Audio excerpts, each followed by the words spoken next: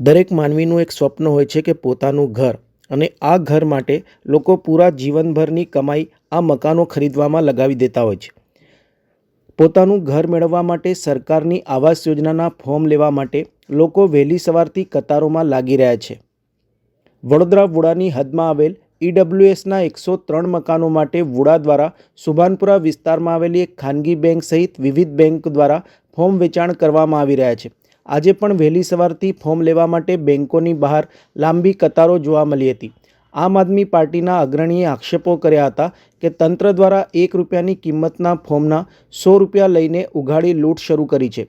તંત્ર દ્વારા માત્ર 103 મકાનો માટે 1000થી વધુ ફોર્મ વેચાણ કરવામાં આવી રહ્યા છે. લોકો કતારોમાં લાગી રહ્યા છે. ઘણા લોકોનો વારો આવે ત્યારે ફોર્મ ખૂટી જતા હોવાનું જણાવી દેવામાં આવ્યું છે, જેથી તેમને નિરાશ થઈને પાછા ફરવું પડે છે. સુભાનપુરા ખાતેની એક બેંક દ્વારા આજે 1000 ફોર્મ સ્ટોકમાં હોવાનું જણાવવામાં આવી રહ્યું છે, ત્યારે તમામને ફોર્મ મળશે તેવો વિશ્વાસ આપવામાં આવ્યો હતો.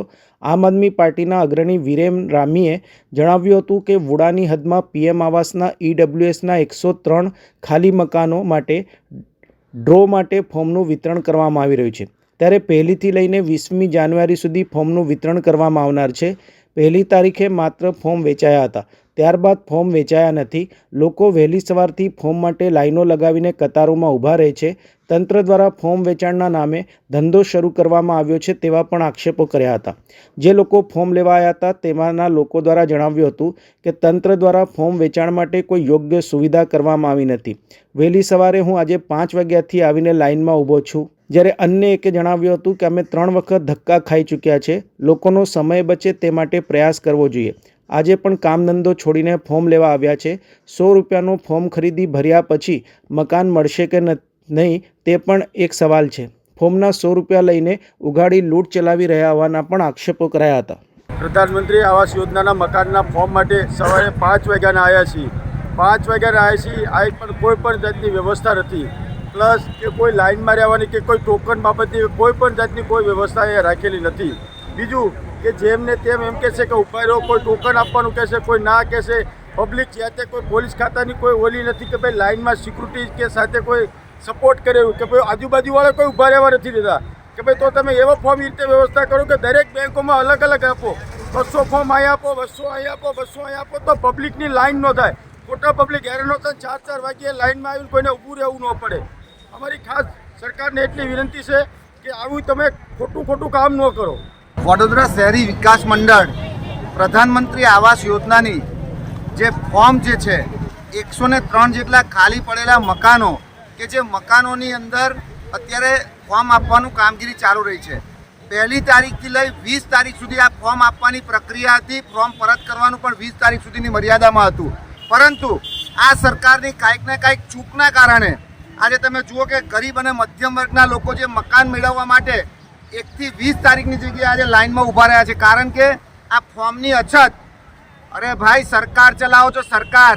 આ ₹1ના ફોર્મની અંદર તમે 100 રૂપિયા ઉઘરાઈને જે લૂંટવાના ધંધા કર્યા છે બંધ કરી દો. આ સરકાર એ લૂંટવાનું જે કામ કરી રહી છે એનો અમે સખત શબ્દોમાં વિરોધ કરીએ છીએ.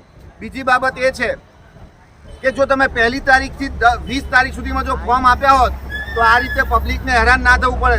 લોકો 4 વાગે આવી કડકડતી ઠંડીની અંદર અહીંયા આવી અને લાઇનમાં ઊભા રહે છે. કેમ? કારણ કે દરેક વ્યક્તિનું સ્વપ્ન છે કે પોતાનું એક ઘર થાય, પરંતુ આ ઘર એ માત્ર ને માત્ર સ્વપ્ન સમાન રહી ગયું છે. ત્યારે અમે આનો સખત શબ્દોમાં વિરોધ કરીએ છીએ અને અમે કહીએ છીએ કે વહેલામાં વહેલી તકે સત્વરે એવી વ્યવસ્થા કરવી જોઈએ કે જે વ્યવસ્થાના કારણે લોકોને મુશ્કેલી ના પડે. આજે તમે જુઓ કે લોકોને કેટલી મુશ્કેલીનો સામનો કરવો પડે છે. ખૂબ લાંબી લાઈનો થાય. શાના માટે થાય છે?